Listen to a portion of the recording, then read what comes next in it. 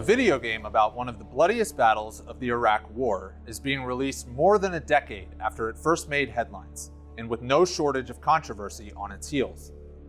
From Atomic Games comes 6 Days in Fallujah, a first-person shooter that was first announced in 2009, just 5 years after the brutal Second Battle of Fallujah, which claimed the lives of hundreds of Marines, sailors, Iraqi troops, British forces, and civilians. Various critics slammed the concept when it was first discussed, arguing that it cheapened the battle for the purpose of entertainment, and during a time when many of the battle's veterans were still serving in the global war on terror. The heightened controversy surrounding the game, which its developer originally billed as one of the most realistic military shooters ever created, prompted Konami, its original publisher, to drop the project entirely. But the game's developers pressed on, and eventually picked up a new publisher in 2021. To bring the game closer to reality, developers worked with numerous veterans of the battle, including troops and a number of Iraqi civilians who lived through it. Military Times was granted pre-release access to the game, and in addition to playing it, we spoke to Marine veterans of the battle, some of whom were portrayed in the actual game itself. Game developers promised a first-person shooter that will be the closest any video game has come to simulating what urban combat is like. Set in the embattled Iraqi city, it features claustrophobic, close-quarter combat spread across campaign modes that can be played from both the perspective of US troops and Iraqi civilians attempting to escape the city. The version we played centered around the fire team missions, 4-player co-op missions with various objectives that gamers can tackle with friends. Each player is assigned a role within the fire team that comes with unique weapons and abilities.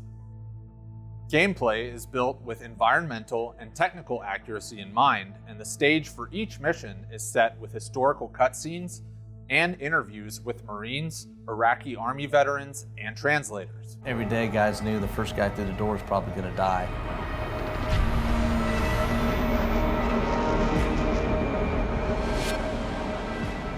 I'm next.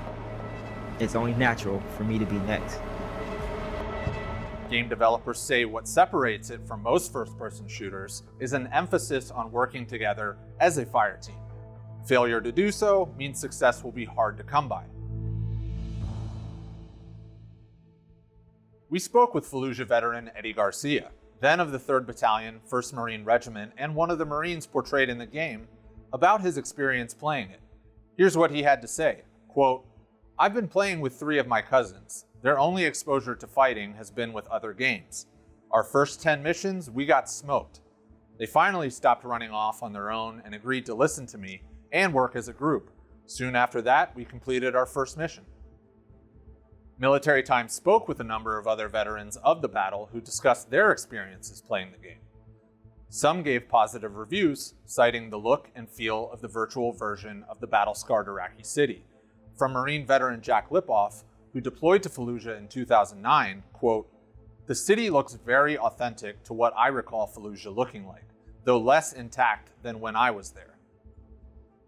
Others questioned the game's commitment to authenticity while choosing not to address the controversies of the time, including the use of white phosphorus munitions, the vast toll on the Iraqi civilian population, or the reason US troops were even there in the first place.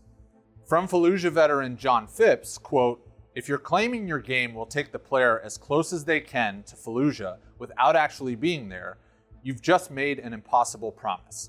6 Days in Fallujah has promised exactly that, and it absolutely cannot and will not deliver."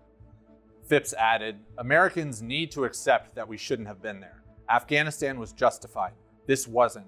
I was walking among giants and saw incredible acts of heroism and sacrifice, but those men shouldn't have been there in the first place.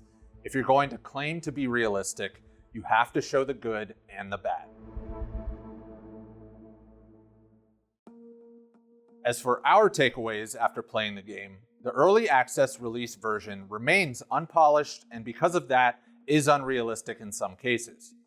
Graphics and gameplay can be clunky at times, bogged down by rudimentary physics, frozen loading screens, or audio issues. Overall, the game seems unusually rough for a public release, and only time will tell if these issues are eventually ironed out. You can read our full review of the early access game, as well as our conversations with Fallujah veterans who sat down to play it on militarytimes.com. 6 Days in Fallujah is currently available as an early release on Steam. For Military Times, I'm John Simpkins.